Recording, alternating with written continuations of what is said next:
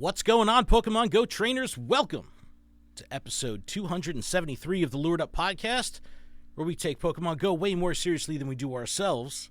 Lured Up's part of the Pokemon Professor Network. Today's Saturday, July 1st, 2023. Another morning stream. I kind of like this. It is July? Oh, where's the time gone? It's gone in the past. That's where it's gone. It is no longer here.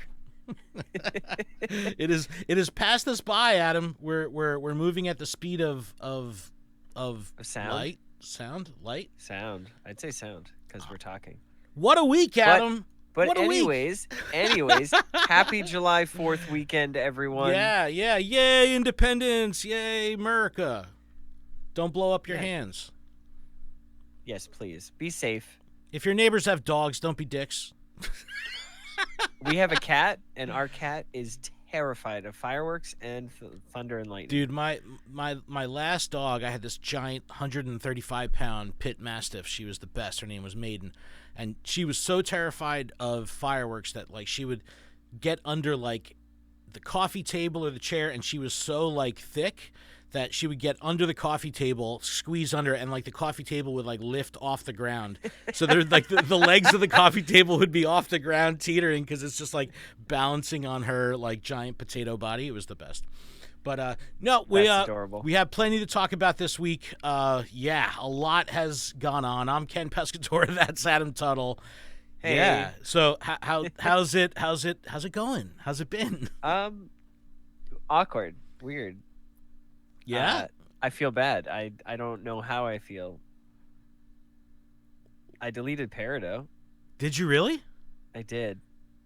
Because, like, why? Well, because I would hate to take resources away from anything else. That doesn't. Other than that's not how. But it if works. if I'm an active user, it doesn't work. I just deleted it. All right. Well, if that's what's gonna keep you. If I've got Campfire. If I've got Campfire and I've got Pokemon Go, I think I'm okay. Okay, that's fair.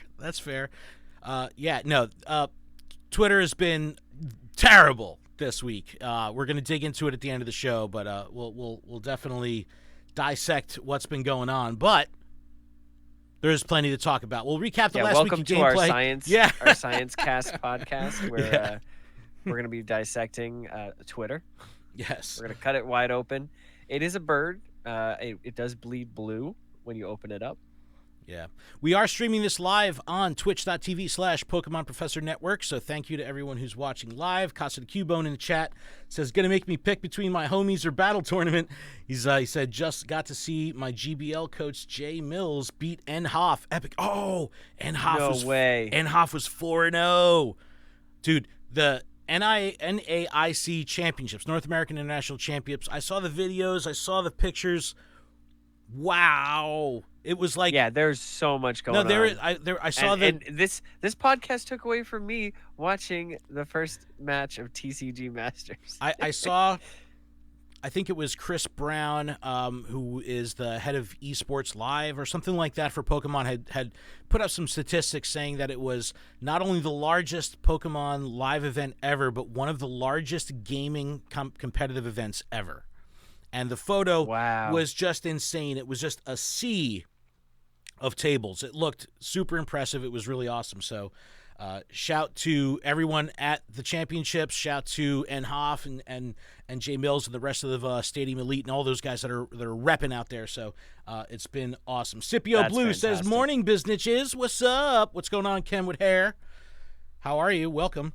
But yeah, we are streaming this live right now on Twitch. You can catch the VOD and audio podcasts in a couple days. But this is our new summer schedule. We'll be streaming every Saturday morning around 9:30 a.m. Eastern. All right, but we will recap the last week of gameplay, including Dark Flames, which has been pretty cool. We had Nihilego raids wrap up. We had Doduo Spotlight Hour. Campfire finally globally released, and a whole bunch of new features, which is really cool. They gave it a UI facelift. We'll dig into it. They put out a great instructional video. Almost wish they would do this with some of the Pokemon Go mechanics for new players, but it was like a 3.5-minute video that pretty much broke down how to use Campfire and stuff. It was really cool. The Community Ambassador Program has been relaunched. This is their first, like, Minimum of 10 people. yeah, you only need You 10 got people. this. Yeah. And this is like their first communication from Niantic about the ambassador program sans Sylph Road. So this is like their own thing, and let's see how it'll be interesting to see how it gets managed going forward. Starting today, from the time of this recording, by the time you hear the audio or watch the VOD, it'll be wrapped up. But this is Go Battle Weekend Clay. Yeehaw. So there is some really cool things that they updated as far as the rewards. We'll dig into all that, and that'll actually impact all Go Battle days going forward. July's content update was released. We'll break down all that month. July is going to be this month. This month. July is going to be exciting because we know August is going to be all Go Fest all the time, all that stuff. So now we have a month leading up to it, which typically has been slow.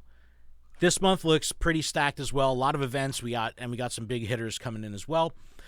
We have an interesting Poke the Bear. This was about the very short-lived interaction distance bug that had some pretty crappy miscommunication wrapped around it. Made a lot of trainers upset. We'll dig into that. And a note from John Henke detailed a massive, massive reorganization at Niantic, which led to the layoff of 230 employees and the closure of their Los Angeles game studio. We've got games shutting down. We've got games killing production. We've got a lot of stuff going on. And to no one's surprise, Twitter went off the rails. And yeah, because if it's about the money... Well, we'll dig into it. I got into it with a bunch of people. Shocker. You got a lot of people trying to cancel me and to call me out. I digged in a little bit. I dug in. I typically don't go get too emotional. I try to stay pretty rational. But I was pretty upset. This past week over the way some people handled the situation and drew conclusions and, just really put the hypocrisy of the scenario on full display. So we'll dig into it, and I'm sure it'll be pretty spicy. And Casa de Cubo in the chat says, I saw JREC Wolf was there waiting for your hug. Yeah, he's definitely waiting for a hug. Jeez Louise.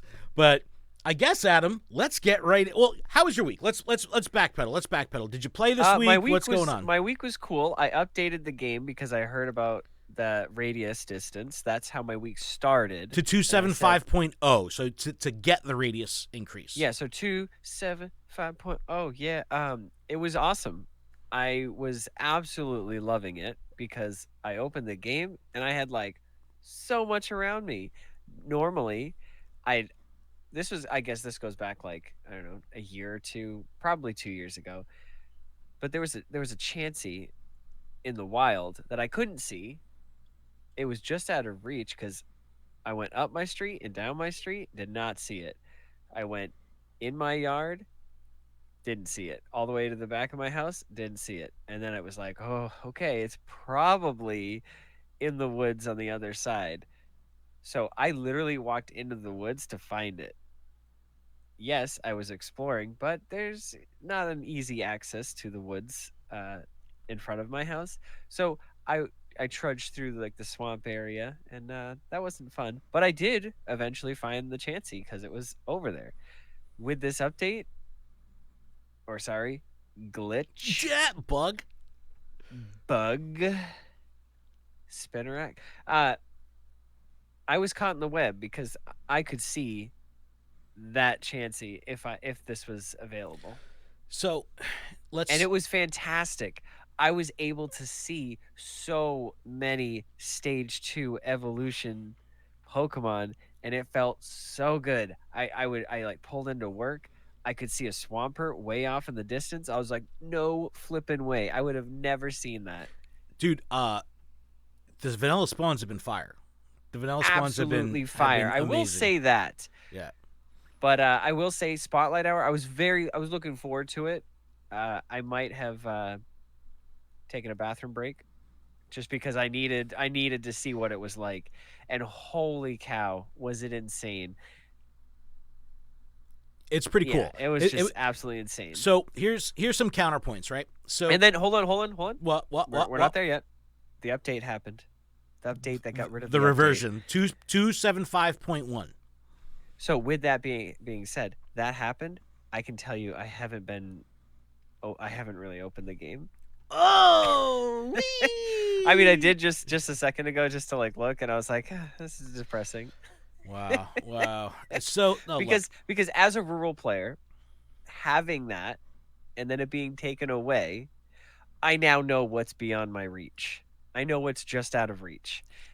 And that hurt. Knowing that, hurt. that hurts. Now, I'm in the camp, and I don't know if we're like there in the podcast. No. You know what? Let's just talk about it. We're in it. I'm let's in cover the camp where I would rather have just give me the option to at least pay for an item, or allow that to be something you get in your weekly research that it does like an incense, increases your radius. Super incense.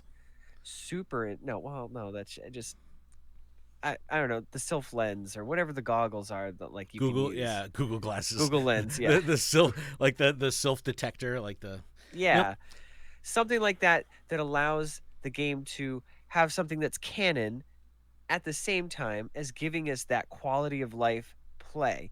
Yes, I can pay however much to load up on these things and just play like that all the time, but like make that like that's just one more item, and it's a quality of life thing that you can put in the game that makes sense. And we've honestly been asking about it since we've seen it in another will not mention name game, but we've seen that item, only it's literally the entire map. So this little addition, that doesn't seem that far out of reach. No, that doesn't seem like too much to ask. No, I if you're like asking me. No, that's a good point. Who am I? I'm just Adam. So here's some counterpoints to the scenario. You know what? Let me back up. No, there's no counterpoints. No, there's positivity. There's plenty of positivity. There's plenty of counterpoints. There was yes, there's some glitches that like overlapping Pokemon. Like so dude, I had like a stack of 4 Pokemon. Like they're all on top of each other. It looks like this weird so that's the one human bad centipede. Thing. But obviously they can work that out. That doesn't seem that hard. Like it. I mean, in my head, it doesn't seem that hard. If other games can get it right and they don't have nearly the capabilities that Niantic has with their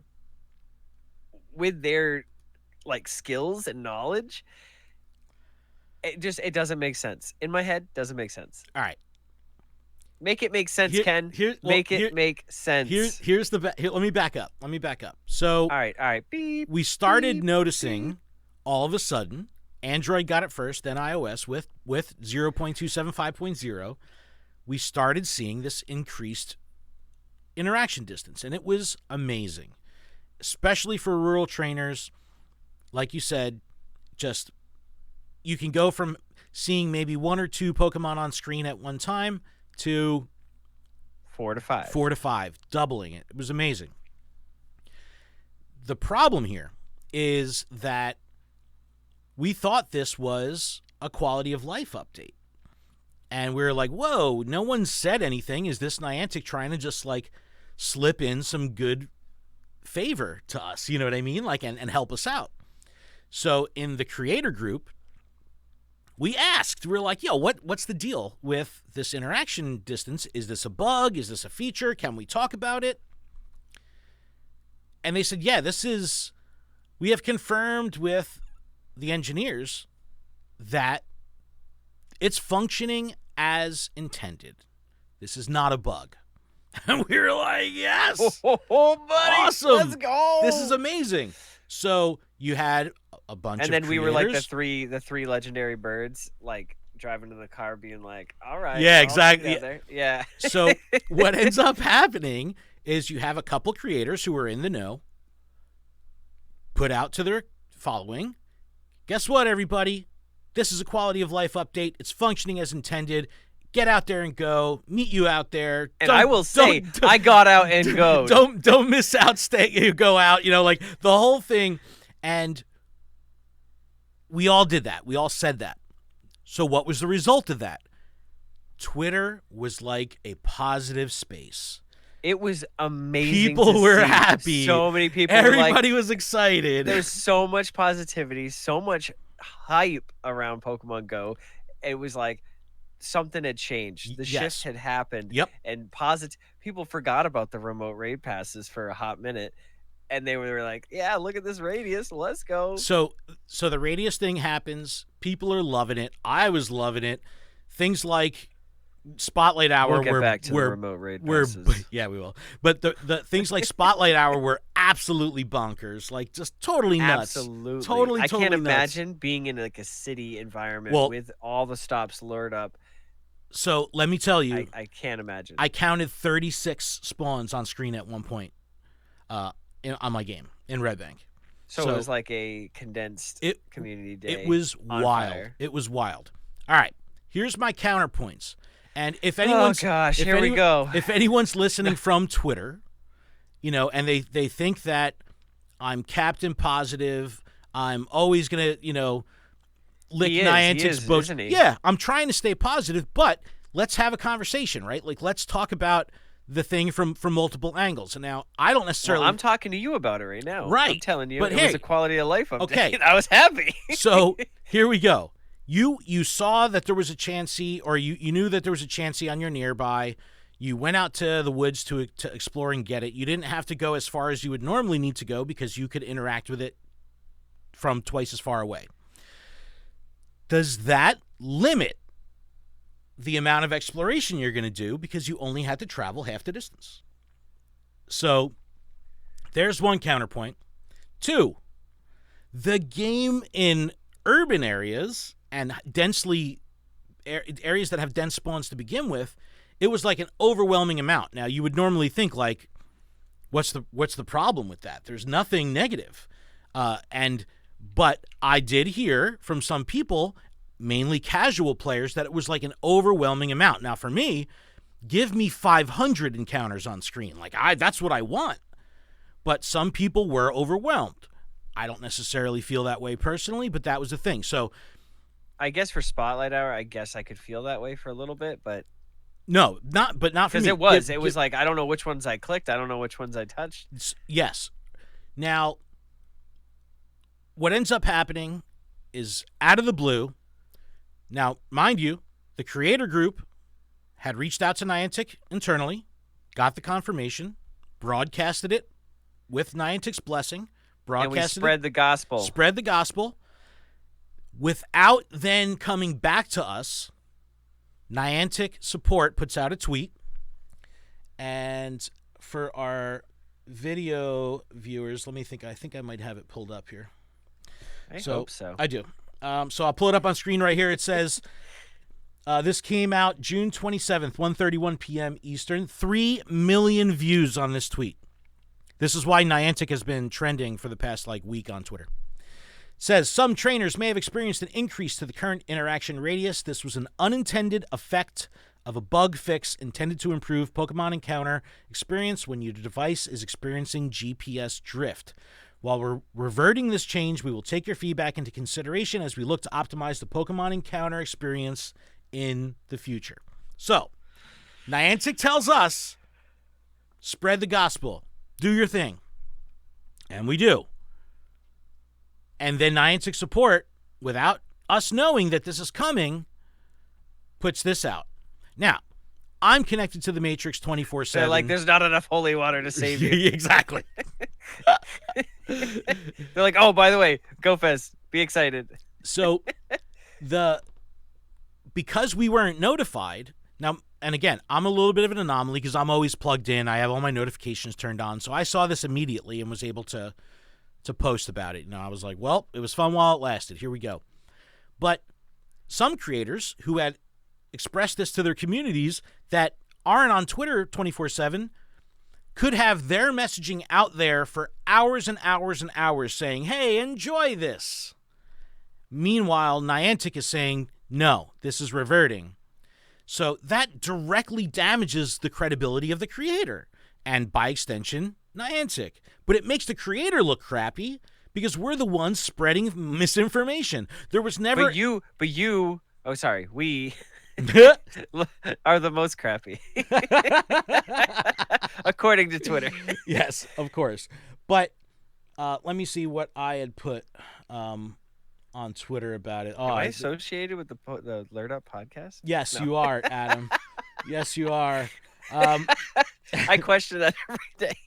So every time I look at Twitter, I'm like, oh boy, oh here we go again. Because there was no first party like announcement from Niantic that about the interaction distance, it only came from creators. It really hurt the credibility of the creators. Now, obviously, our core community knows that, this stuff happens, right? But the casual player or someone who's searching the Pokemon Go hashtag or something like that and comes across our content and interacts with us for the first time with this news, and then that news is wrong, that hurts us. That hurts our brand. Yes, that hurts our show. It's bad.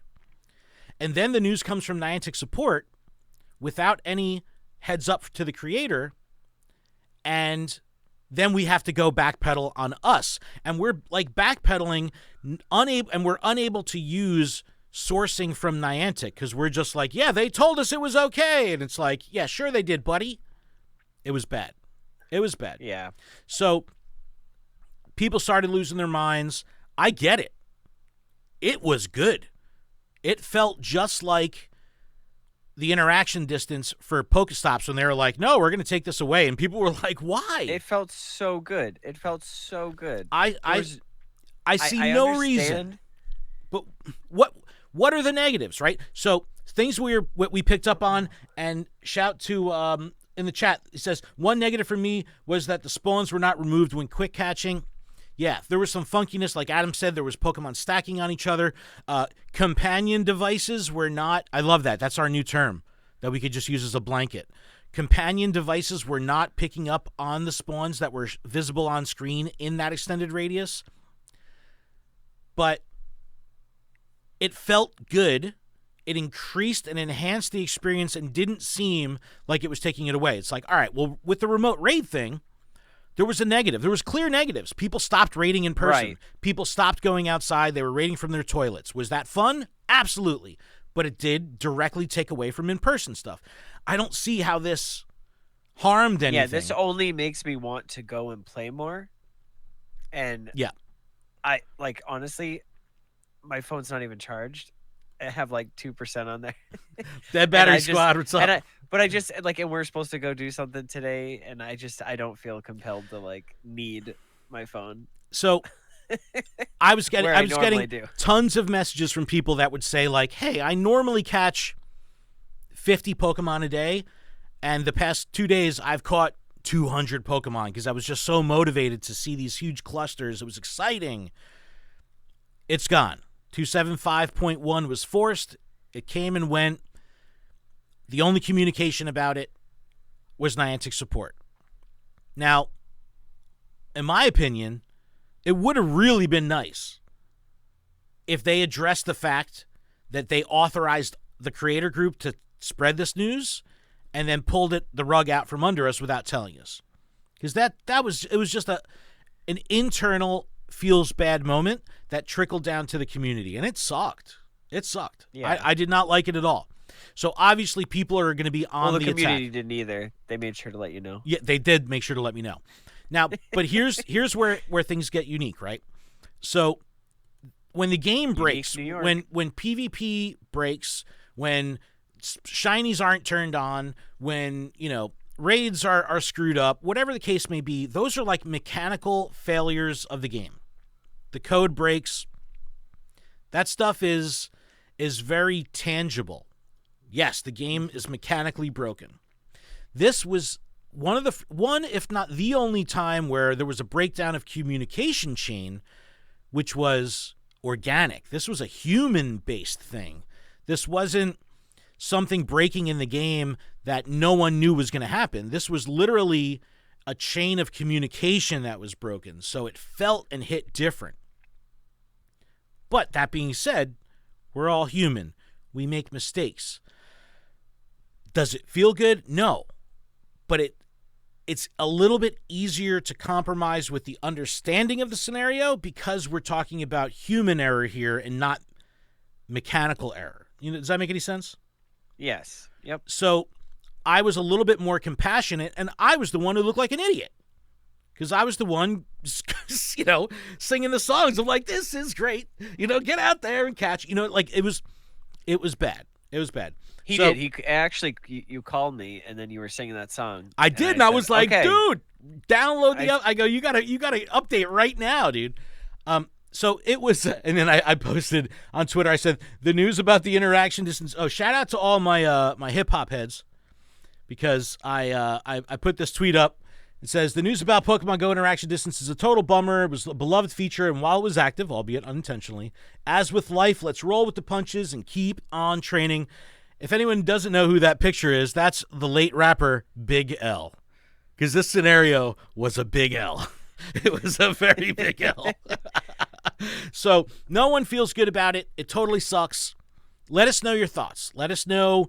Email us, call us, whatever you want to do. But, we should be able to have conversations about this stuff without attacking. And unfortunately, Twitter went on the attack big time, and we'll get there when we talk about the layoffs and all that stuff. Well, yeah, we had laid down our shield. We had laid down our swords, and we just walked into the field. Yeah. And then the fire happened. No, it's like, in those war movies where it's like the arrows are coming, like they darken the sky with all the arrows flying over. Yeah, but we just thought it was nighttime. We just thought it was nighttime, and we were like, "Wow, it's nice. It's a really nice day. Let's put down our shields. Let's enjoy this." Yeah. So there was like a small moment where everyone was like super excited about the game, and the vibe was really great. Unfortunately, everybody that I followed. Soured. Everybody was posting, "Wow, I see you. Yep, I see you, Pokemon Go." Even the people that are like the most notorious like poo-poo talkers, like they were like, or the people that haven't played in a long time. Yep, fair. Mm-hmm.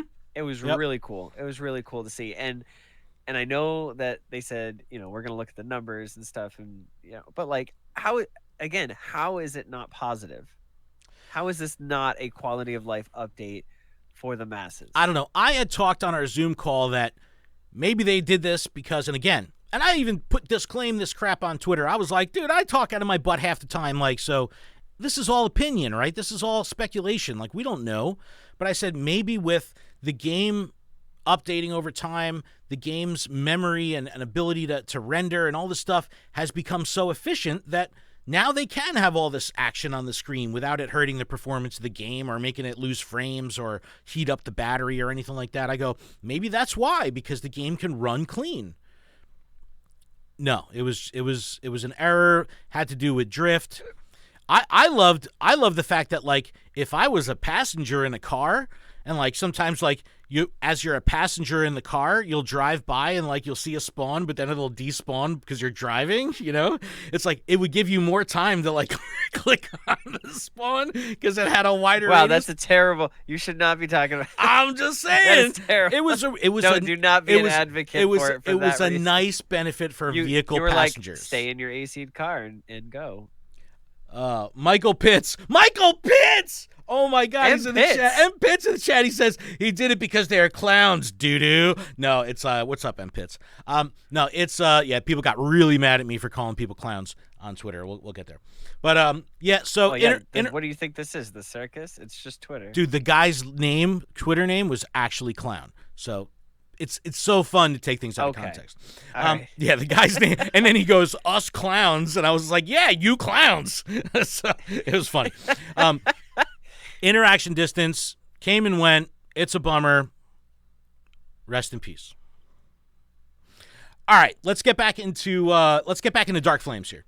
So, Adam, we were talking about the game. Did you get? Yeah, exactly. Did you get your Turtonator? I did. Turtonator in raids and research. That's always fun. Did not get the shiny yet. Is the raid 3 times? Is that? Yeah, that's Turtonator. Okay. Yep. Also, if you haven't gotten there yet, I've got 3 of those stacked. From the time, if you're listening to if you're listening to this live, the last stage of the timed research for Dark Flames, you have to do 3 raids. So Be wary if you could only do remotes. You don't want to use them up. Use up your 5 and then get to that stage and you're like, oh my god, I got to do 3 more raids. Yeah, so stack them. But Mega Sableye's here, Adam. I know you're a fan of Sableye. Have you done any? So I got invited to one, and I had just done my 3rd Turtonator. So I was like, oh, I just really didn't want to spend another. Yeah, I really liked the fact that Turtonator could be shiny out of the gate. We talked about that last week. That was pretty cool. Yeah, I've done 4 raids. Okay. So far. Mega Sableye. Yeah, 4 I didn't get Turtonators? anything good. 4 Turtonators? Yeah, 4 Turtonators. Okay. Yeah, Mega Sableye, the one good thing, though, is it's 100 Mega Energy Mega Evolution. So if you do one with a decent party and get 200 or more, you're getting 2 Mega Evolutions out of it, which is pretty cool. Or you just need to do 1 and then just wait a really long time. Yep. Yeah. Wild Encounters were pretty good. I really enjoyed the Dark Fire combo. I liked how you had the split path. I want them to continue doing this split path thing with, you could choose fire, you could choose dark, and in this instance, we had Incense bringing you more fire Pokemon or more dark Pokemon depending on what you picked. Also, Incense potentially broken right now, even when stationary, giving you 30-second spawns. So just putting it out there before that gets fixed. Oh, geez, don't say that stuff. Go take a long bathroom break and drop an Incense. But yeah, Heatran back in raids. Haven't done any Heatran yet. I'll hit it up on Raid Hour next week. But Mega Sableye, I have done a couple. The event bonuses, additional 25% XP, kind of funky. Give us double, will you? 3 Candy XL, or 3 additional candy and additional chances at Candy XL. Yeah, and I would hate for people to level up any faster. Yeah. Team Go Rocket Grunts using fire and dark type Pokemon will appear more frequently. There is a task for purifying a fire or dark type Pokemon depending on your path of timed research. So make sure you hold on to one until you get to that stage. And you only have a day from the time of this live stream. The branching timed research we talked about. So yeah, we had some pretty decent field research encounters for the event. This was fun, and we had the collection challenge. Now, here's something I noticed that was like I brought this up to Niantic. So that huge, annoyingly huge, uncollapsible Go Battle League timed research takes up like 6 miles of your Today View scroll. That ended up living between the timed research for Dark Flames and the collection challenge for Dark Flames. So you would have your Dark Flames timed research at the top, then the Go Battle League ticket, and then below that was the collection challenge. So if you didn't scroll down, you could potentially miss the collection challenge. And a lot of people did. And then what ends up happening is you scramble. You're like, oh my god, I gotta freaking, catch a Galarian Zigzagoon. It's like, make stuff collapsible or do something about that Go Battle League timed research. Like, give us a separate tab for research. I don't know. Something. But fun event, fun spawns, branching research. It was all good. Pair that with some great vanilla spawns this week. It's been a pretty good week of gameplay when you take away the bad stuff that has happened around it. All right, let's move on. Campfire. Campfire is, I'm going to pull it up. Shout out to Josh. The noise. I did. He said hi, and I said hi back. Yeah. Because he's on Campfire. He did message me on Campfire right now, or the other day. I'm just messaging some peeps here. I gotta turn my. Oh, geez, well, I'm bringing my phone up, so I gotta turn Do Not Disturb on because I don't want some crazy action coming up on the screen. You know what I'm saying? I don't know what you're saying. Good. You're better off not knowing.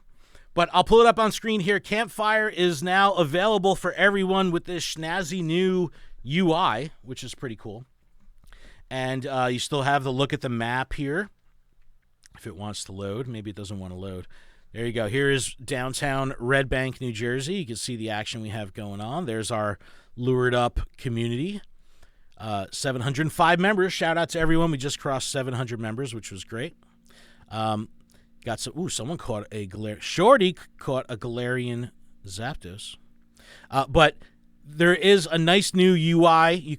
And you have the team up feature where you can find up to 5 people to raid with. Hey, and it works. It's really cool. And if I pull up the browser here, they put out this great video that kind of details exactly how these functions operate, and it was really cool. So I recommend you check out the link in the description, go to the Campfire blog, and check this out, because they do a really good job in 3.5 minutes of showing how to use these new features. It's really cool. There's also a really cool nearby feature where you can see activities that are going on nearby on the map. You could find communities that are nearby on the map. This is going to be great if you're traveling to a new area and you're trying to find local trainers. You could pull up Campfire, scan around, and find those communities nearby very easily and interact with them, request to join, whatever, do all that stuff. So yeah, like if you're at NAIC. If you're at NAIC. And you want to go out raiding. Exactly. So there's been a lot of, anticipation for Campfire. I'm excited that it's here. Let's use it. Let's make sure we use it. And, people are like, oh, well, it'll never be a replacement for Discord. It doesn't need to be. And what I've also found is it doesn't need to be a thing that you're in 24/7. Like, I'm in Discord 24/7, right? But Campfire will be something that I will definitely utilize during events, during Spotlight Hour, during Community Day. Right. Exactly. So if there's a time that you want to take part in Campfire and use it, try it on those days. Because you better believe there's going to be people checking out Campfire during Community Day. So if you want to find raids and stuff like that, use it during events. That'll be the time when Campfire will feel the most alive. So it's very cool. Download it. Use it if you need assistance setting up a community, if you need assistance using the tool, figuring out how it works, drop us a line. We'll help you out. Hey, Squid the Beast in the chat. Yep. But yeah, it's I'm very excited that Campfire is available for everybody. Just use it. It's definitely a good thing. Okay, moving on. Community Ambassador Program has been relaunched. And you only need 10 people in your community. You only need 10 people in your community. And this is a big deal because people, and again, this blog just came out 3 days ago. So we really don't know how Niantic is going to handle the application process. This is you, your brother, your mother, your sister, your father. That's 5. There you go. And then your cousin who plays, your nephew who plays, your niece who plays, and grandmother and grandfather. There's 10 people. Your family is a community. I was about to do an amazing self-burn about my father. I'll hold it. Yeah, just hold that in. But long story short, haven't talked to my dad in 40 years. I'm gonna find him and be like, yo, you should download Campfire. Daddy, but there you go. Daddy, I miss you. Send me a friend request. Anyway, Community Ambassador. He's like, I'm a level 50 trainer. Yeah, it's like, I knew all it. My Pokemon are hundos. He's probably Team Mystic. Our Community Ambassador program launched in July of 2022 to support communities worldwide as they hosted local events. By revising this process, we hope to make it even easier for trainers to create and lead a local community. So it's really cool. Breaks it down really well. This is a fantastic bit of communication from Niantic, and it actually works. So to apply, you fill out a simple Google form. The way the application is going to work is you're going to have an initial screening. The initial screening will be done by Niantic. Again, Sylph Road is out of the loop. And the requirements are you have to have 10 people in your community. Then, if you get past the first level of screening, they're going to say you need to show us that you can host 4 separate events where 10 people or more can show up. You'll have to build events for them. You'll have to get the people there. You'll have to take group photos and resubmit them as part of the application process. So people are applying in mass. That stage of getting to where you have to show the proof of your 4 events, we're not there yet. But yeah, I think how it, for selling stuff, you do you get 100% of applications, you probably get 50 after the fact, and then by the end of it, you should probably only get a quarter. I look at it like a 10% rule. I think 10%. 100 applicants, 10 of them are real, 1 of them will succeed. That's what I'm thinking. I want as many groups, communities to be onboarded as possible, because Same. this is what will make IRL gaming thrive. And again, Campfire is across all Niantic titles, so it's not just Pokemon Go. There's a very thriving Ingress. It soon will be. No. Yeah. There's a thriving Ingress community. Pikmin Bloom is starting to pick up on it. So just use it. Download the tool. Like I said, if you need any help, let us know. We do have a Lured Up community, so it is not necessarily tied to just our geography. It's in Red Bank. I'm in New Jersey. I'm in Red Bank right now. Adam's in Canada. No, he's not. He's in New Hampshire. He's in New Hampshire. So it's like we have our community on Campfire, which is typically based in IRL stuff, but we also cover everything in there. So it's if you're from anywhere in the world and you want to join the Lured Up Campfire, just go to our link tree online, and that link will be there soon. So very cool. Shout out to Campfire. If you need help, let us know. All right, Adam, moving on. I guess we'll talk about this really briefly, too, because this is going to be I want to give time for our last couple segments here. But this weekend is Go Battle Weekend Clay. Yeehaw! Get your Pokemon ready for Go Battle Weekend Clay. Get your Excadrills while you can. Exactly. They'll be digging underground farther than you can reach. So this is all weekend, July 1st and July 2nd. Again, by the time you catch the VOD or the audio version of this podcast, this will be old news. But there is news here that will impact future Go Battle days. So for the weekend, quadruple win Stardust, which is always exciting. Does not stack when they have the triple Stardust stuff. The maximum number of sets can go up to 20, so 100 total battles. Free battle-themed timed research will be available. Rewards are a clay-style hat. So there's the free one, and then there's also a paid one. Paid research will award 30,000 Stardust, 1 star piece, 3 rare candies, 3 rare candy XL for trainers 31 and up, and it's $1. So last time $1? Yeah, last time Are you kidding me? Is there like a 50? Can we get like a 50-cent? Can we get a 24-cent? No, time that research? We buy on in the web store. In the web store, yeah. Just because like we know that money will just go straight to Niantic. Like that's the one I want. Yeah, buy stuff in the web store. But here are the reward changes, and this is what's really exciting. During Go Battle Weekend Clay, the following changes will be made to the Go Battle League Premium Track. Guaranteed Rare Candy XL for trainers 31 and up. Guaranteed Rare Candy for trainers 30 and below for their second win. Increased Stardust rewards compared to the basic reward track, and an order of Premium Track rewards will be rearranged. So here you go, Adam. Guaranteed Rare Candy for trainers level 30 and below. This is great. Oh, that fits right with my... Oh, no, I'm 49. Just kidding. You're almost there, dude. You're almost there.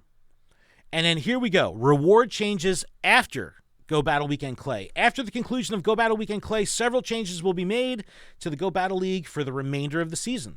First, all rewards for the premium track will be adjusted in the same reward order as the basic reward track, but in increased amounts. So there's going to be some parity between the basic and the premium, just increased volume in the premium.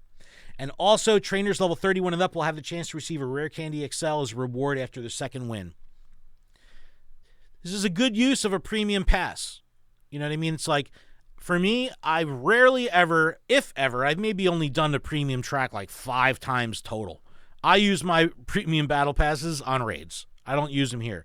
But if you're not a raider and you have premium passes, this is, you know, rare. Like, I've used mine on occasion. Rare Candy XL is like, you know, that's I enjoy it's good stuff. Only having to win one PvP match to get my encounter.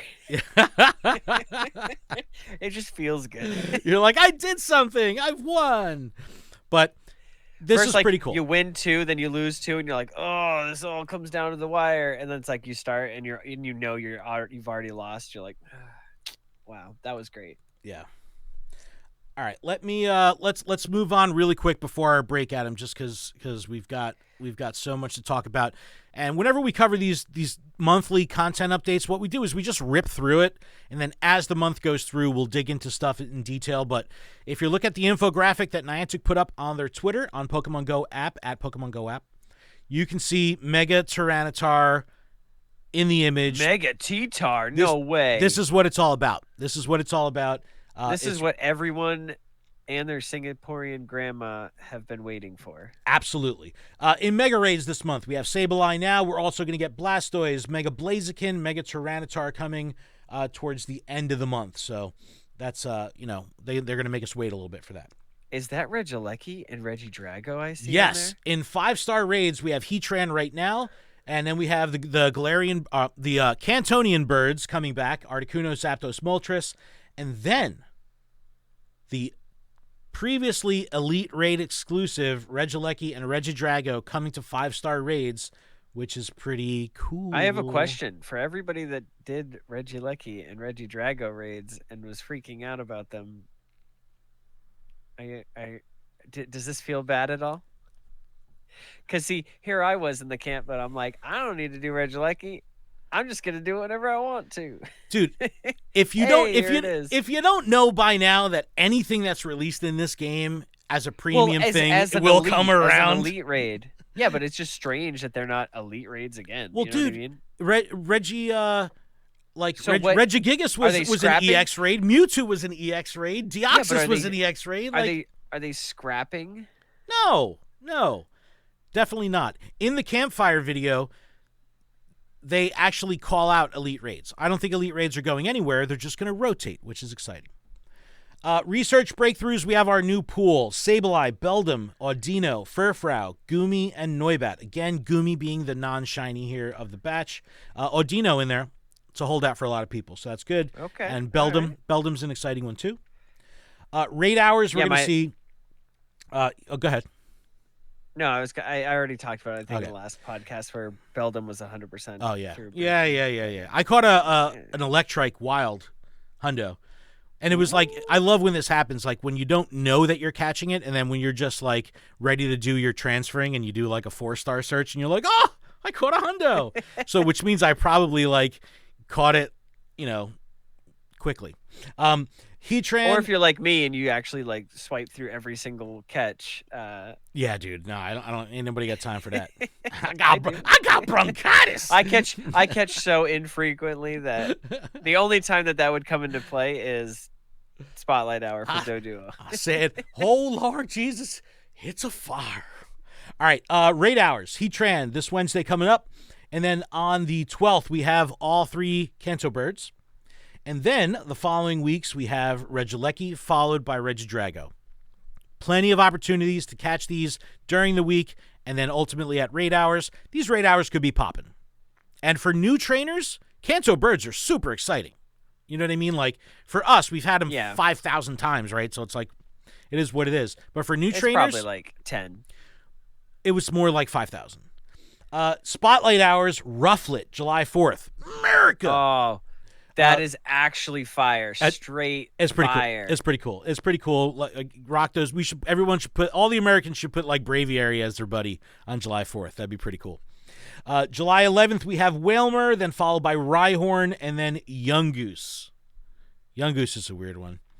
But, it's good to see the shakeup. And at the bottom of the page, it's actually cut off from here. So let me go like this and scroll down a little bit. I don't know how I feel about Young Goose. I don't know how I feel about Young Goose. I feel like that's like the one Pokemon I have so many natural shinies from for no reason.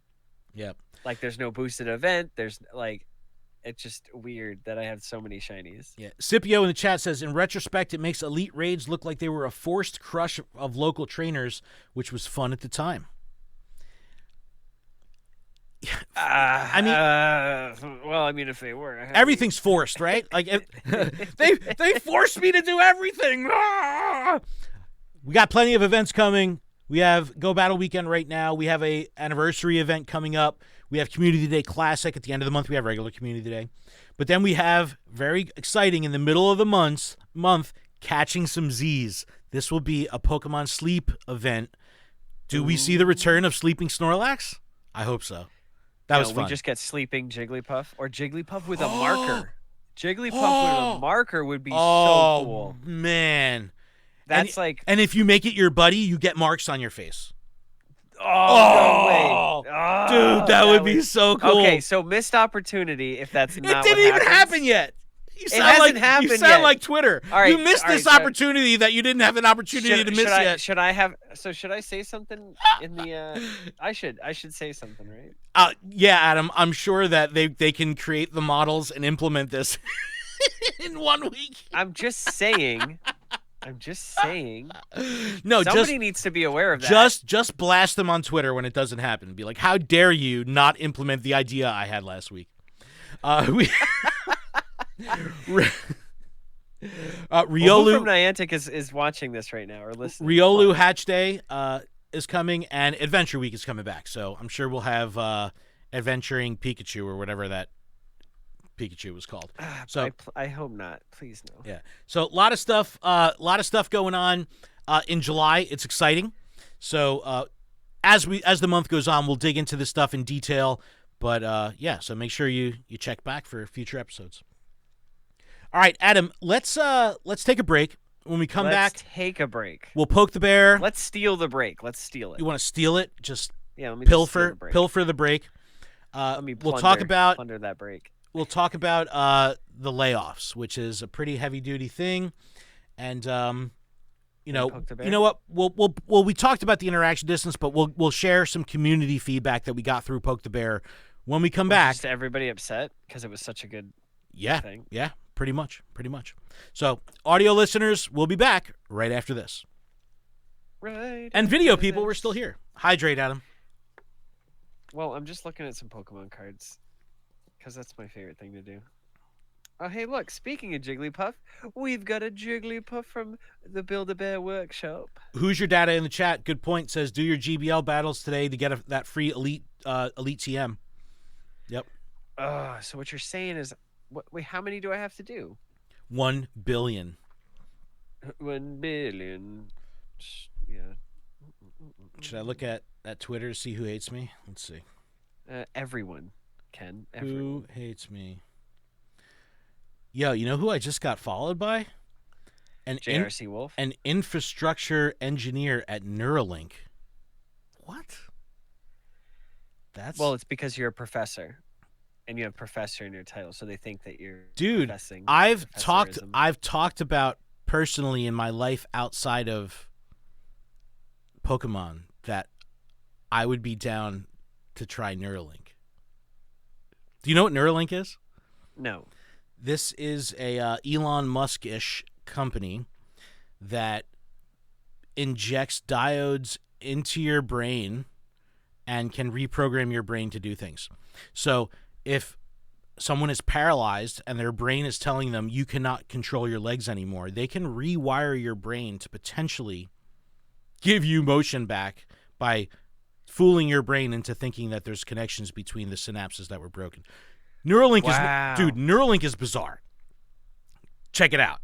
But I've talked about it a lot in my personal life, and I just got followed by the engineer. Yo, so Joe Smith, if you're listening, stick it in my brain. Giggity. Oh, that's amazing. All right, Adam, you ready to get back into this?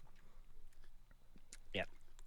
Who's your dad said you have to do 10 to get that elite charge? 10? Well, I have like 3% battery. There's no way I can do that. Adam, you're a dead battery squad right now. All right, you ready? I'll have to charge my phone. All right. Get back to our Pokemon. I do need at least 5 to get my next level of Stardust for my little walk path thing. Whatever that is. Something. I don't know. Okay. Ready? Okay. I think I'm okay. Okay. And we're back from our break. Thank you so much for that, everyone. A little housekeeping to get through before the end of the show. This podcast is brought to you by our Patreon, and you can check ours out over at patreon.com/PokemonProfessor, where you can support this show for as little as $1 a month. That $1 will get you access to our patron-exclusive Discord, which is a fantastic place with fantastic people. I'm just trying to mess with Adam on the video feed. Sorry, audio listeners. I just keep closing my eyes and doing it out of memory. It's so funny. I know. I've said this for like 300 episodes now. It's pretty funny. But we just wrapped up our Sylph Innocent Cup. I did not get swept, which is always my goal. And Adam, you guys did a TCG Live tournament. So we do prize tournaments every month. So anyone's eligible at any level. You also can join us on Monday nights at our Twitch Zoom calls, which are always a ton of fun. And we have great, casual, safe space conversations there where we can talk about stuff that we can't talk about on Twitter or on podcasts. It's fun. But, yeah. Let's see. Like Digimon. I mean, you talk about Digimon. Huge thanks to our gym leaders, Absolutely Ryan, Austin Zard, Bean and Cheese, DJ Wonderbread, Hall the Counselor, GK, Sue, Jamal, Joseph, Mythical Hitch, Beard Bo Baggins, and Big Za Minus. Special thanks to our executive producer, Paul Bott, and the other executive producers on the network, Tish Smith, Kate the Cons, and Stinky Ash.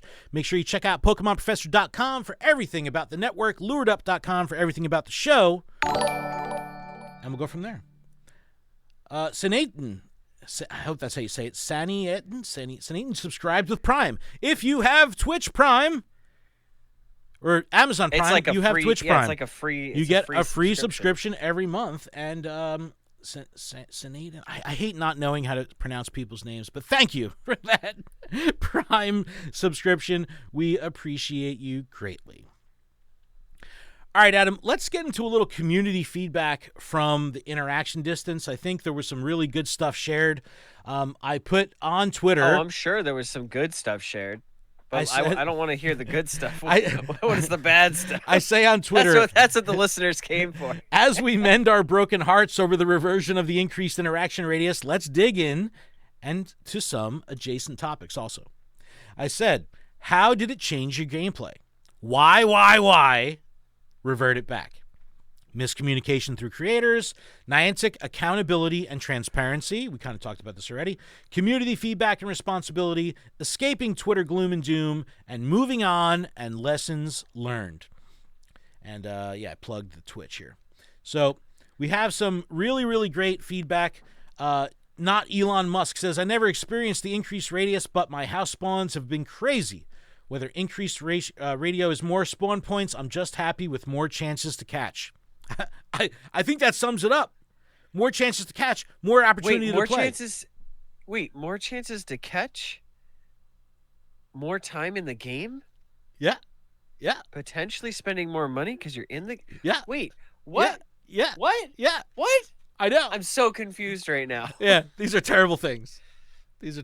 Just awful. Like, why would anybody want that? Like, why would you want people to play your game more? I don't know. Why? Wait, no. Isn't that how it works? Yeah. You play if the more time in the app, the better. I don't. Woodwo's Wolf says, to me, a larger radius made the game map feel more alive. The idea that someone might feel overwhelmed by seeing 50 spawns at once kind of highlights how unfair spawn system still is. In many places, you'd be lucky to see a fraction of that, even with the expanded radius. So here we go. So this is a great topic. This is like the differences between my game board and your game board, Adam. Yep. Your game board was more alive because of the interaction radius that probably brought it to levels that were more like my normal levels.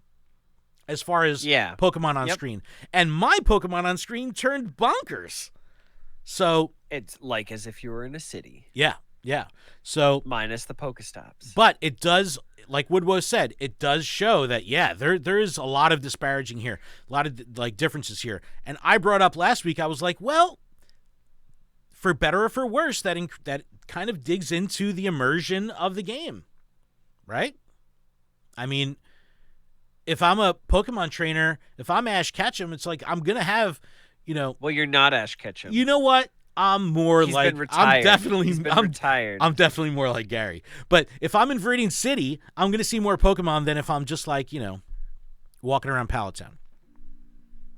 Yeah, but it's the woods in between. That's where the Pokemon are. Yeah. You don't see anything in the city. So well, realistically... Create a route. Realistically... We haven't even talked about routes. I know, we're not there yet. Realistically, in the video games, you had no Pokemon in the cities. Unless there was some trees or bushes somewhere. Yeah. So I'm just saying. Pure Lighter says, since the change back was quickly rather than later, it did not affect me as much, but the miscommunication through official partners was the one that put a dent into the heart of players. I can't speak for them, but they are taking the blow for something Niantic should address. Yo, agreed. Agreed. Yo. James A. I Vivian. hear that. The radius was nice, but it didn't change the way I played. The game actually felt more buggy. I can agree. There was some bugs. What does being transparent actually mean? I'm just happy to get my lost raid pass back for that shinies that are turned on for Com Day, in my opinion. Niantic trying to deal with issues faster. Yep. So, good points by Luis and James here. It did get reverted quickly. If people didn't update to 2750, they wouldn't have seen it anyway. They did flip it back pretty quickly, so it was like a fun while it lasted. The casual player may not have known, may not have even noticed, but, you know, the Twitter base, you best believe they know.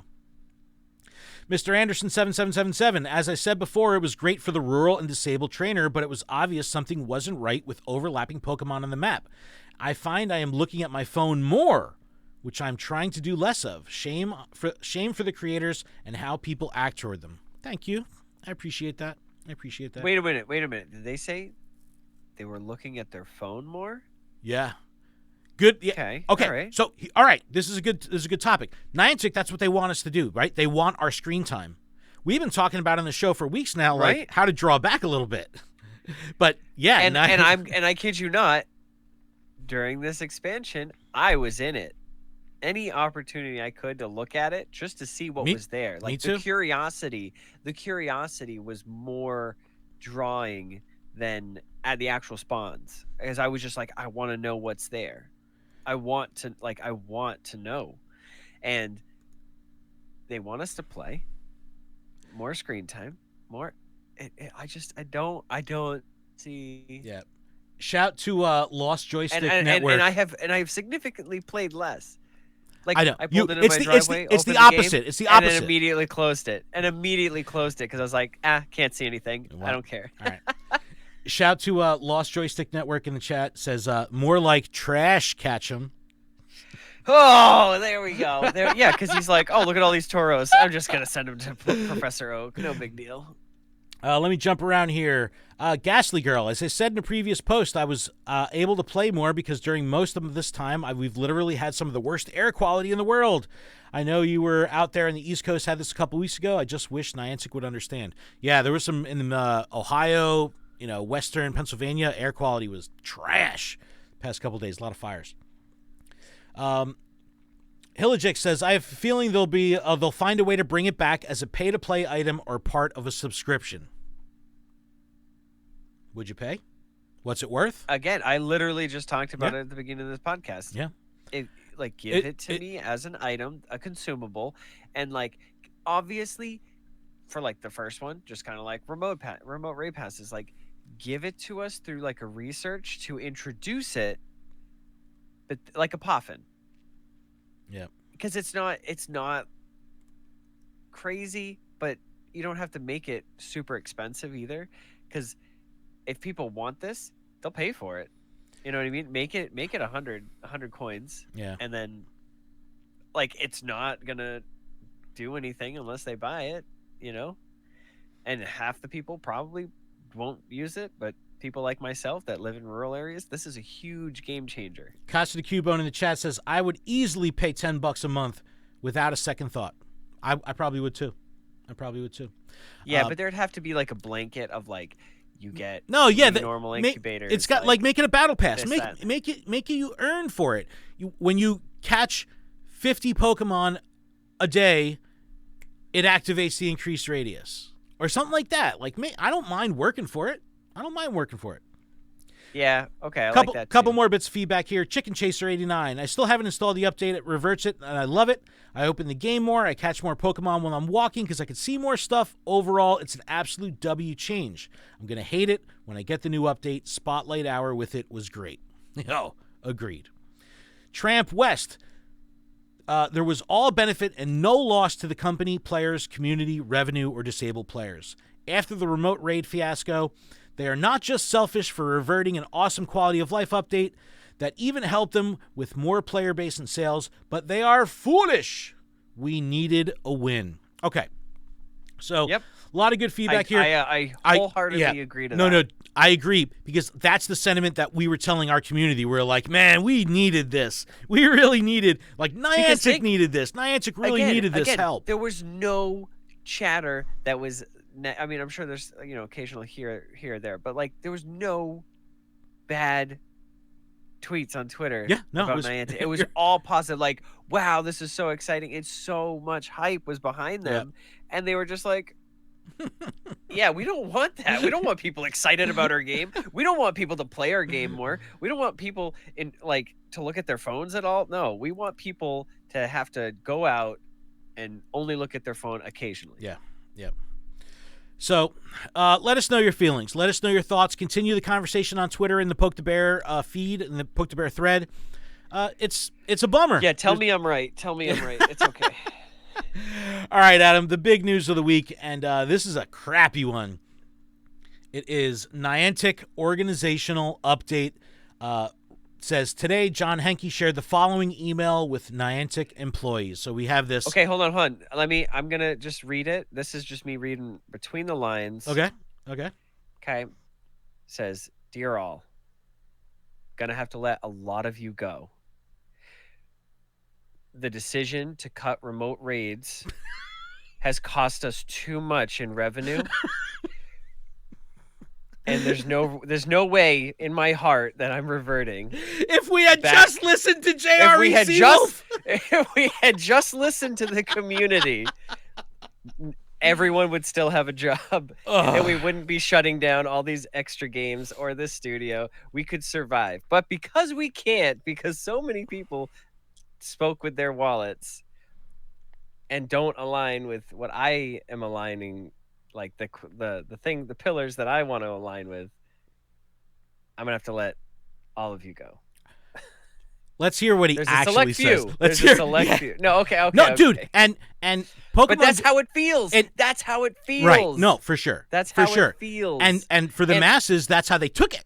That's how they took it. Well, imagine and it's like, I feel so bad for the employees that lost their job. Are you kidding me? It's terrible. People have relocated. But at the same time, are they thinking that too? Had we have just had the decision been made, people were spending truckloads of money on these remote passes. That could have saved my job. Let's dig into the actual memo here. Yeah, okay, all right, and then we'll come back to that. We'll come back to that. All right. It says, this is John Henke's email to the staff. "I have some news to share with you about the steps we're taking to set up Niantic for the future. They mean some difficult changes for our organization, but I believe they are important if we are to weather the current challenges in the market and take advantage of the long-term opportunity in front of us. I've made the decision to narrow our focus on mobile game investments, concentrating on first-party games that most strongly embody our core values of location and local social communities. The mobile gaming market is very mature, and only the best and most differentiated titles have a chance to succeed. We also want to increase our focus on building for the emerging class of mixed reality devices and the future of augmented reality glasses. Specifically, this means we will be closing our LA studio, reducing our game platform team, and making additional reductions across the company. As a result, we'll be sunsetting NBA All World and stopping production on Marvel World of Heroes. This means we are laying off around 230 Niantics." All right. Okay, can we hard pause real quick? Yep. Because I need to chime in real quick. Go. I will. Cowboy Hat Caterpie has. He's gone heel, by the way. Cowboy Hat Caterpie, man, you went heel. So I know he's had some negative thoughts and positioning recently, but he did have a good point in one of his latest tweets. He talks about how can Niantic have had all these other IPs that are in the top 10 in the world, and they essentially killed them, like Harry Potter, Wizards Unite. And I was saying this last night to Chanel, and she goes, "Well, yeah, they didn't do anything with Harry Potter. There was no crazy events. There was no nothing." And I know that they did have some smaller things, but there was no like imagine having big Go Fest, but for Harry Potter. Like, people love Harry Potter. People love Wizard. Just look at the new game that just came out. Chanel's been playing that nonstop. They still love the wizarding world. So, and for that game to have flopped, for them to have just killed that, then NBA All World. A lot of people like basketball. How did that flop?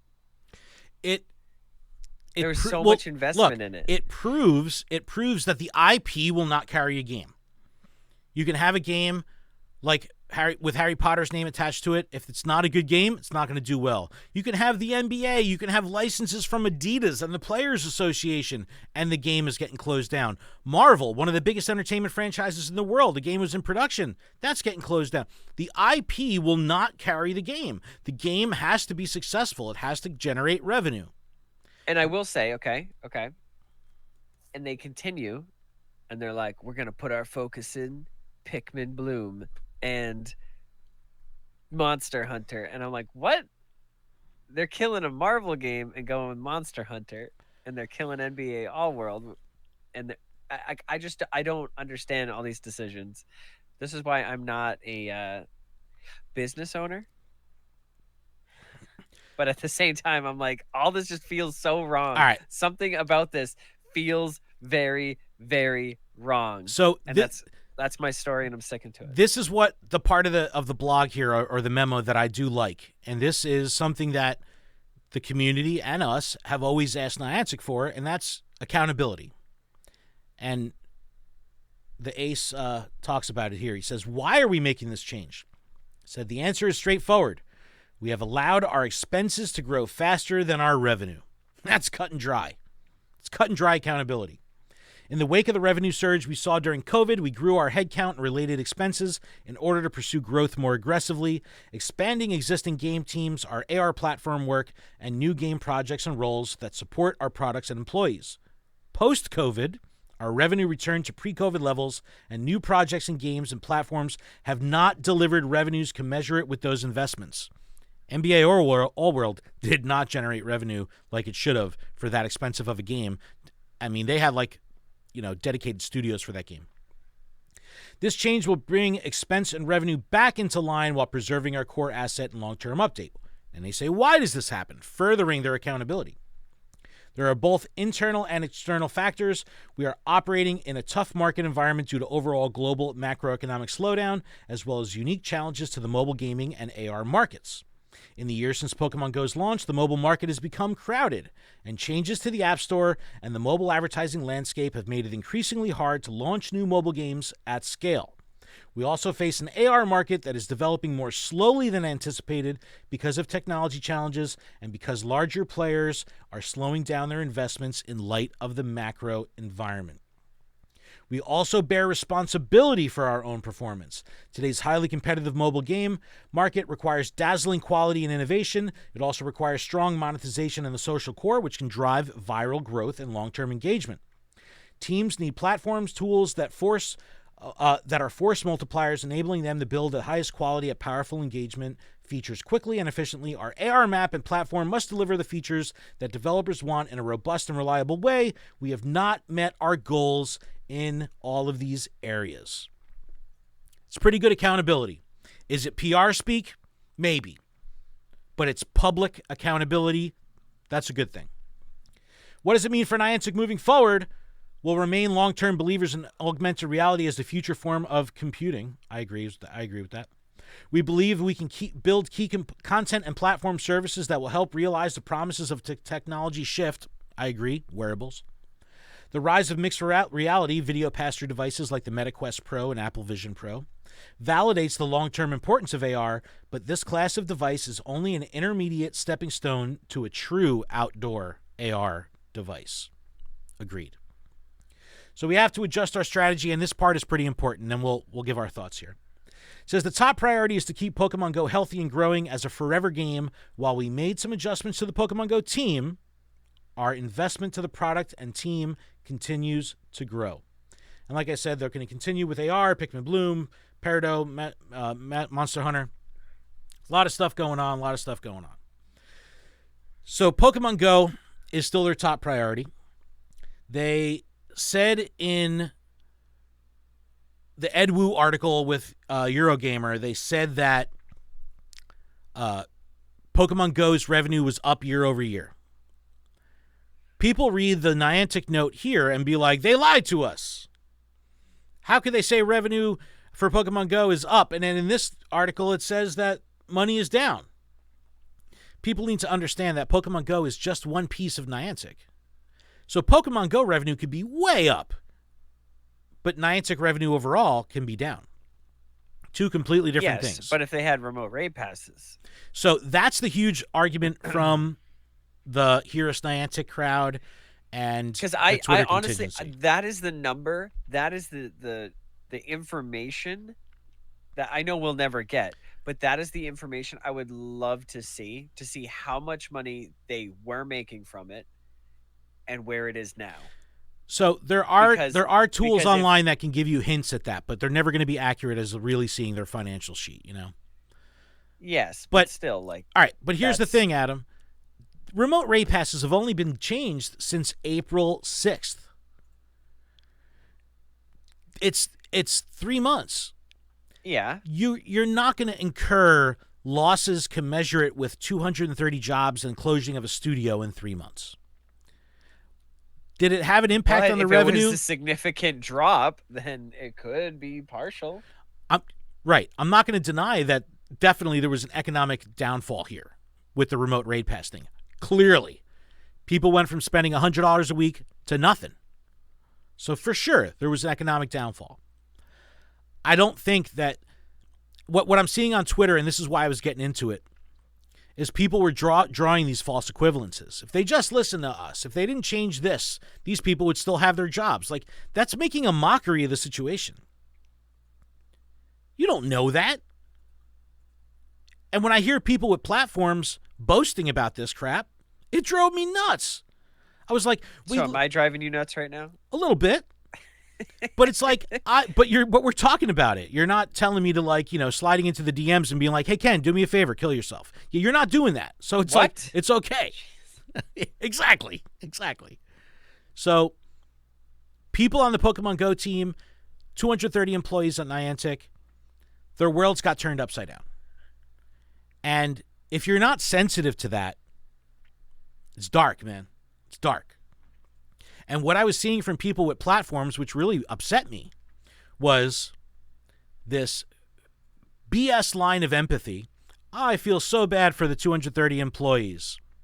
However, if you just listen to us, this would have never happened. You still have your job. Like, it felt like Kanye. It was like, I'm going to let you finish, but, you know, Beyonce should have won, you know? It's like, we don't know what would have happened, but we can talk about it. But don't draw a direct line between things that it's unfounded. Let me pull up Twitter again real quick. I'm going to pull up a specific tweet. Hold on a second, because I saw something that summed up a lot, and I'm going to pull it up here. And this is Kestrel, who's the community manager for Pokemon Go. They say, side-eyeing some of the people making callous, cruel comments on Twitter about the layoffs while they have also applied for the contractor role I posted. This is a pretty significant tweet because this is exactly what I'm seeing. You have people in their same breath saying, I feel bad for the people that lost their jobs, but everyone else there is a total idiot. Or everyone else there should be fired. Or the boss should be fired. Hanky, down with Hanky. Well, when they're panky. No. It's bizarre, man. It's bizarre. Yeah. There's been incredible amounts of hate. And I got into it with people. I dug in. I was like, you're cold, man. And what people were... They were like tagging Kestrel and tagging Michael Staranka and like, this is your community leader calling people clowns. I was going back and forth with JREC Wolf, who, dude, remember, we've talked about this plenty. We're entertainers, right? I'm still going to break bread with the dude, right? Like I'm not that bent out of shape. But is he going to break the bread with you? Probably not. The face probably. with it? I don't know. Maybe he'll hit me with a baguette or something. But I invited him on the show. He said no. He said no. But well, he doesn't want you to make him look like a clown. Well, maybe. Because you're going to edit it and... Yeah, I'll just edit it. I told him I wish he had diarrhea. I was like, dude, this is so messed up that you're saying all these things. I hope you get diarrhea today. And people lost their minds. People lost their minds. I hope you get a tummy ache. This is like, and they're like, this is the community leader? This is the notable trainer wishing diarrhea on people? Yeah. I wish diarrhea on him because he was being so ridiculously mean and callous and cold and rude. And then he's got diarrhea of the mouth. So, I mean, in terms, that's what you could have meant too. So, I mean. So then I went on going back and forth with people that were just digging into me and like really twisting it and, the bootlicker and how could you do this? Like, they don't deserve your empathy, like really mean, callous stuff. And this guy whose name was Clown, his picture was a clown who said, yeah, us clowns are doing this and that. And I was like, yeah, you clowns. Yeah. I think I called them keyboard clowns. I go, you're promoting this agenda. I go, you could talk about the layoffs. You could talk about it and discuss it. But when you're exploiting it to push your agenda, if they had only listened, I got major issue with that. So I called them keyboard clowns, and people lost their minds. They're trying to get me canceled, all that stuff. What's worse than a clown with diarrhea? I don't know. That'd be pretty funny. He's like on the toilet.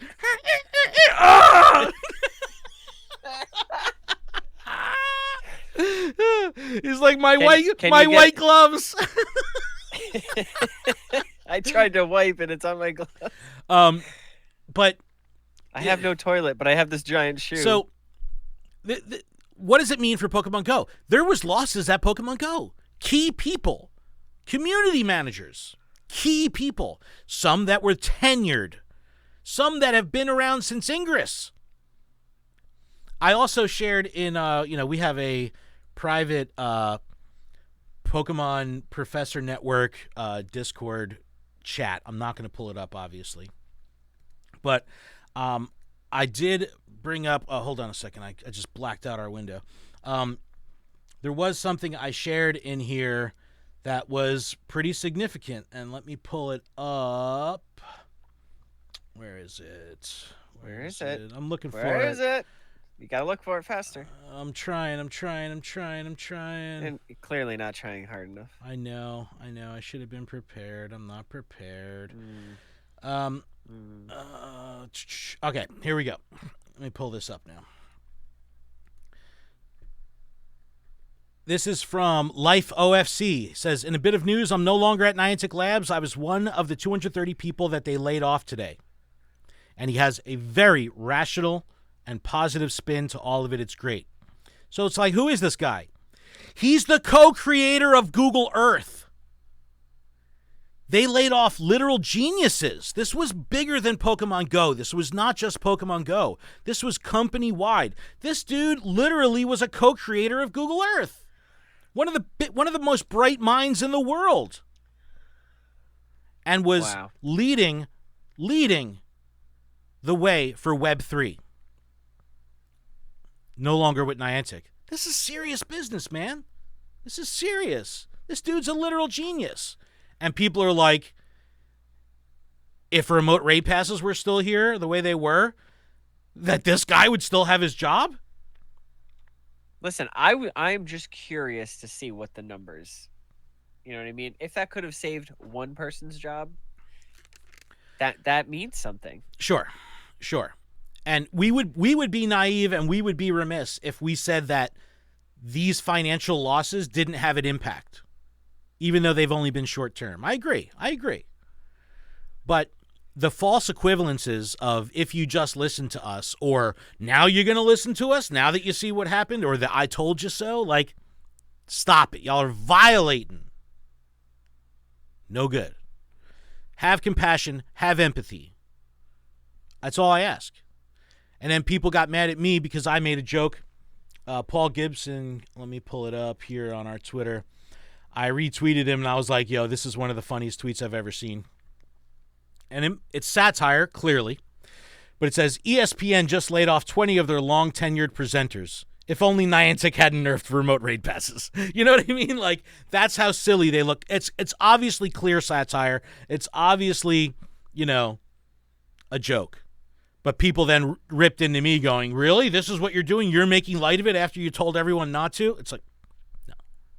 That's clearly satire. I go, I could watch stand-up comedy and not be offended, and they could say some pretty messed up things in the stand-up routine. You know what I'm saying? But I know that it's satire. I know that it's comedy. It's not comedy when you're like saying not only should the 230 people lost their jobs, but John Hankey should lose his job too because they're all morons and they didn't listen to me. I know best from, mom's basement. The violating. The keyboard has the answers. Yeah. It's right there. Yeah. Yeah. So it's a terrible scenario. Just covered in Dorito it's dust, a terrible situation. The guy, picture the guy from the South Park episode. Like, I got the bald head for it. I go, that's me. It's a terrible scenario, a terrible situation. We ask everyone to just be cool, man. Just be cool. You could talk about it. You don't have to dig in. You don't have to take shots. Like, that's all I'm saying. And people are like, well, we're not taking shots at employees. We're taking shot at the company. It's like, I mean, if you need to take a shot of something, hopefully you're 21 and you take a shot of something that water will help you to sleep at night. Take some Pepto for that diarrhea. That's the only shot you need to take. It's not an easy scenario. It's tough to talk about. It's a total bummer. What does it mean for Pokemon Go? We're going to have to see. Key people that the creators interacted with, key people that the community interacted with, no longer with the company. What does that mean? I don't know. Listen, I have some questions for you. That like for the air or well, no, just like because like those were our go-to people. Those were our go-to people. Now and like is the things that they said. I have no idea. Still valid. I have absolutely no idea. In light of all of this other stuff, like I have absolutely no idea. You know what I mean? I don't know. No one knows. Yeah, we're in this period of uncertainty. We're hoping to get answers. If we get clearance to talk about the stuff, of course we will. But everything's an unknown right now. And if we think it's unknown, except for the spawns. Oh yeah, we know they're gone. Don't have unknowns for the spawns. Oh yeah, no one knows. But it's a sensitive situation. Just don't be a jerk, right? We've promoted that from the beginning. Like, discourse is good, disagreement is good, friendly debate is good. Just don't be a jerk. That's all I ask. And people are like, "Oh, you're being you're engaging in positive toxicity or toxic positivity." Because I'm telling you not to be a jerk. People get really toxic. People get really mad. People are like, "Yeah, they're gonna try to cancel me." All that stuff. Get over yourselves, people. It's a game, but there are real people behind it. Let's not forget. Stop being a Quaxley. Yeah. But, Adam, on that note, I think that's going to wrap things up. Thank you to everyone in the chat. We really appreciate you taking the time to hang out with us. If you haven't already, please follow on Twitch. And if you're catching up on the VOD or the audio podcast, maybe stop by next Saturday morning. Check us out live on twitch.tv/Pokemon Professor. Don't forget to hit the like button, share, notifications, all that great stuff. Subscribe, grab your mom's phone, subscribe, all that good stuff. We appreciate it. But, Adam, is there anything else? Isn't this episode brought to you? Oh, I recorded the bumper. I'm putting it at the top. Oh, okay. No sweat. Shout out to TGA Cards. I recorded the bumper. But other than that, thank you so much, everybody. We appreciate it. And keep training, trainers. Keep your heads up. We got this. Maybe. See you next week. Come on, Adam. Goodbye.